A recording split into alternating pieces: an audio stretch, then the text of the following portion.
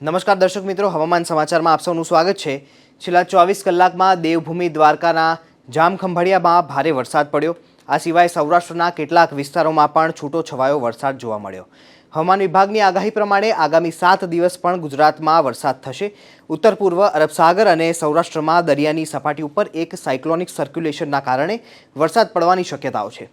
આજે અને આવતીકાલે અમદાવાદ, દાહોદ, છોટાઉદેપુર, સુરત, નવસારી, ડાંગ, તાપી, વલસાડ, દમણ, દાદરાનગર હવેલી તેમજ સૌરાષ્ટ્રના રાજકોટ, જામનગર, પોરબંદર, જૂનાગઢ, અમરેલી, દ્વારકા, બોટાદ, ગીર સોમનાથ તેમજ કચ્છ અને દીવમાં છૂટાછવાયા સ્થળોએ ગાજવીજની સાથે હળવાથી મધ્યમ વરસાદની શક્યતાઓ છે।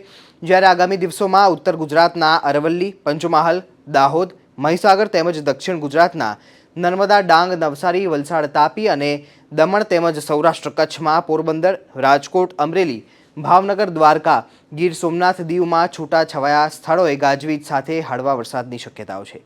ડાંગ, વલસાડ, દાદરાનગર હવેલી, દમણ અને તેના છૂટાછવાયા વિસ્તારોમાં 19 થી 20 જૂને ભારે વરસાદની શક્યતાઓ હવામાન વિભાગે કહી છે। જો કે ગુજરાતમાં સાર્વત્રિક વરસાદ માટે હજી રાહ જોવી પડશે। ગુજરાતમાં ચોમાસાએ દસ્તક દીધી છે, પરંતુ ઉત્તર ભારતમાં હજુ પણ 3 દિવસ આકરી ગરમી પડવાની શક્યતાઓ હવામાન વિભાગે કહી છે।